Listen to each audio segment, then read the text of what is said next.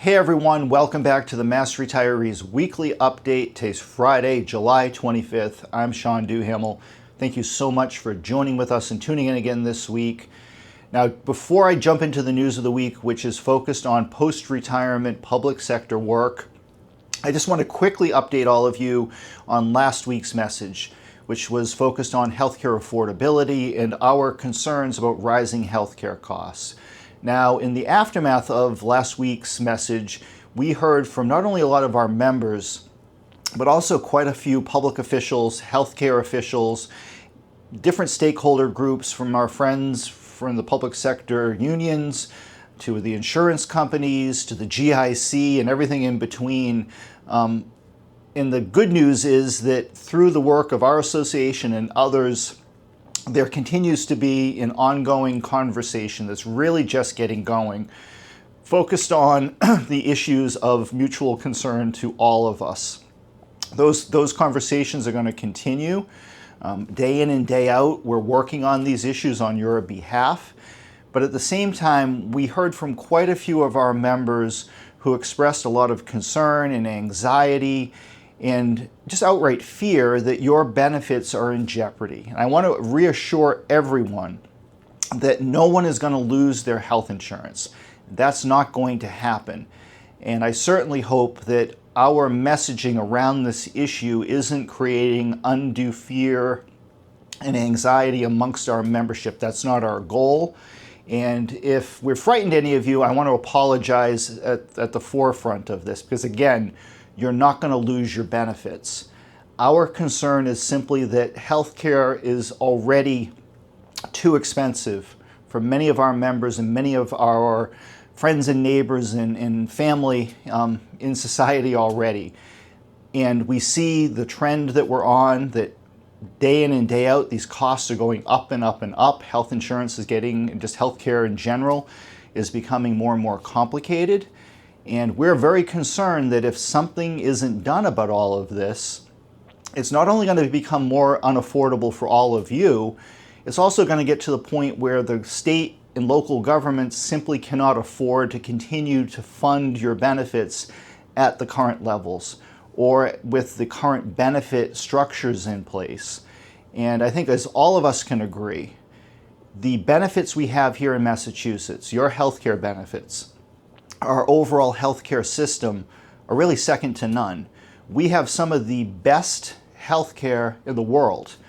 Our insurance plans here in Massachusetts remain, despite the costs, affordable, high quality. You have choice. We want to make sure that these things continue without you being forced to pay more for a lesser quality product. That's our focus, and that's our hope, that by coming together, working as a group, finding compromise, thinking outside of the box, we can arrive at a better, more affordable system for everybody.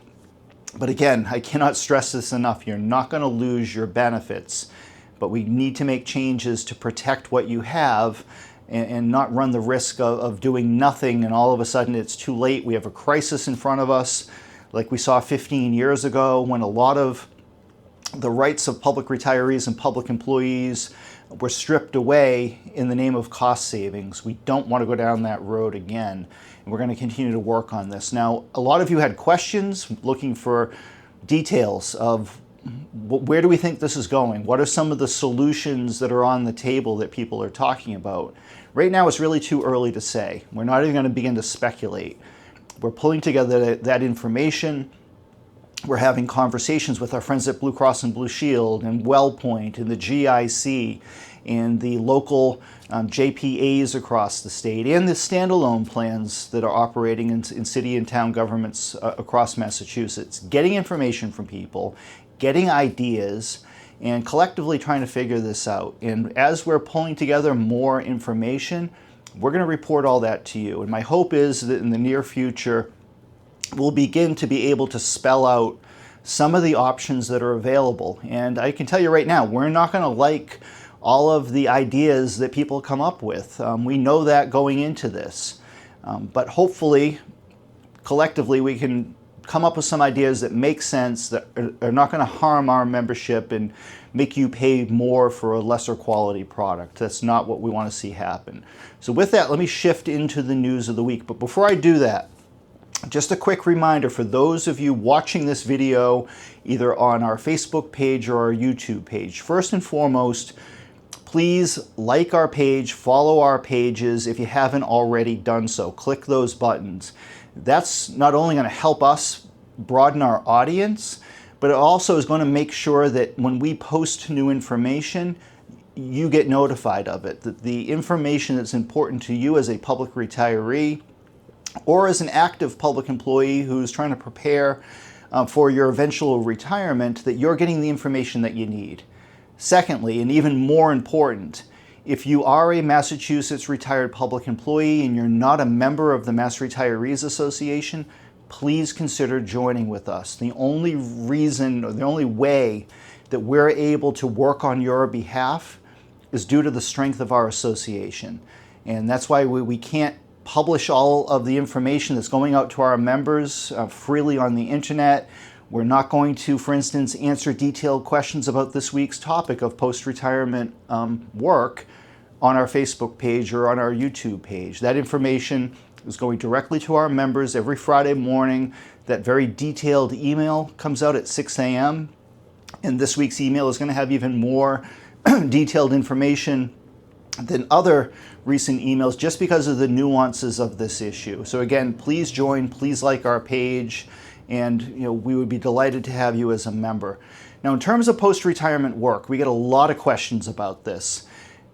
In today's day and age, we have more and more of our members, public retirees, returning to the workforce, whether it's working in the private sector or more and more commonly working in the public sector through post-retirement public sector work. The reasons for this are really twofold. One, some retirees need to go back to work for financial reasons, but many go back to work for just self-fulfillment.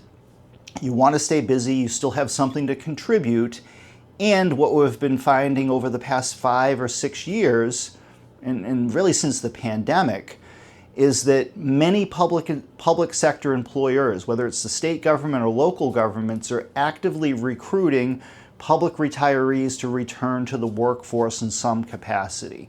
They want your expertise, they want your experience, and many of these positions are going unfilled. These jobs will be posted and either there are no applicants or there are no qualified applicants. So that is leaving government employers more and more frequently reaching out to retirees asking you to come back to work, which is great. However, there are complications with this, and the complications really come from the outdated, in some cases, and confusing nature, the convoluted nature of the laws and rules governing post-retirement work. And that's something that we have been spending time in recent years, really since the beginning of our association back in 1968. These are issues that we've been focused on. Now, I should take a step back because we get this question a lot. Why are there rules governing post-retirement work? Why can't you simply just retire and then go back to work for the government here in Massachusetts full time? Well, going all the way back to the start of our pension systems 100 years ago, at that time, post-retirement public sector work was completely prohibited. It was banned in all instances other than one. And that one single instance where it was allowed was for juror service. And that really continued, we believe, up until after World War II. In the late 40s, our pension system, as we know it today, was formed, and the rules governing post-retirement work started to be loosened up a little bit, but they really didn't improve much until the 1970s, and some of the early work of our association was surrounding or focused on those areas, but there's always been restrictions. And the main reason for that is just as a public policy, the general public do not agree that someone should retire, be receiving a pension that's partially funded by taxpayer dollars, and be allowed to go back to work for the government being paid for by taxpayer dollars with no restrictions. And the legislature, for generations now has agreed with that public policy decision. However, we believe that things need to be incrementally changed. And as I stated a moment ago, there's a growing need for public retirees to return to the workforce in some capacity. And that's a good thing. The current rules are twofold: the number of hours that you're allowed to work in a year and the amount of money you're allowed to make. Together with the Mass Police Association and the Professional Firefighters of Massachusetts, we were able to increase the hourly restrictions just a couple of years ago. It used to be 960 hours a year was the limit. Now the limit is 1,200 hours a year, which comes out to just a little bit over 23 hours a week on average that someone's allowed to work over a 52-week year. But in addition to the hourly restriction is also an earnings limit. And the earnings limit is even more convoluted and confusing for a lot of different reasons, whether it's figuring out what you can earn, tracking that is a bit of a pain in the neck. And a lot of retirees find it very difficult to try to abide by the law by no fault of their own, just because of the confusing nature of all of this. The basic formula is you can earn the difference between what your former job currently pays and your pension, plus an additional $15,000. That's the limit. That additional $15,000 has been in place since 2011, hasn't been increased since. We believe that now is the time to be looking at making an increase to this because of the amount of time that's gone by, but more importantly, because of the inflationary pressures that we've seen since 2020, 2021. And we all know that we live in a very high cost part of the country. And to allow retirees to go back to work and make a living wage is important. Now, if you are going back to work in the private sector or for the federal government or for another state government or municipal government outside of Massachusetts, and if you are a superannuation or regular retiree, there are no limits of what you can make or the amount of time you can work. The sky's the limit. You do whatever you want outside of Massachusetts. However, if you're a disability retiree, whether it's an ordinary disability or an accidental disability, those earnings restrictions that exist for public sector work also exist in the private sector as well, or working for the federal government or another state government. Those same earnings restrictions are going to be in place for disability retirees just because of the nature of disability retirement versus superannuation retirement. Now, originally, we believed that 2025, there would be a large focus on reforming and reviewing this whole process. You may recall that a year ago, in the fiscal year 25 state budget, an outside section was included that created a special task force on post-retirement public sector work. Unfortunately, that task force has never been formed and never came together. Now, our association was listed as one of the entities with a seat on the task force, and we had intended to appoint our association treasurer, Joe Connerton, who is the retired executive director of the Public Employee Retirement Administration Commission, PERAC. Joe also served as chairman of the Cambridge Retirement Board and is the past president of MACRIS, which is the association that represents all of the retirement systems in Massachusetts. With Joe's expertise and background and experience, there's really no better person to have represent our association and all of you on such a commission. But as I said a moment ago, unfortunately, for reasons unknown to us, that commission as of now has not come together. Now, we did not file any legislation this session related to post-retirement work because we believed these issues would be addressed through the commission and our work would be focused on the work of the commission and through Joe's representation of all of you. Now, since the commission has not yet formed, or the task force has not yet formed, we are now working with some of our allies, such as the State Police Association of Massachusetts, which has filed legislation increasing the earnings limits for post-retirement work. Just 2 weeks ago, we testified before the Committee on Public Service on that particular bill. We're going to continue to work with our union allies and the Public Service Committee, as well as the legislature as a whole, with the hope of addressing these issues during the current session. There's a dire need to do this.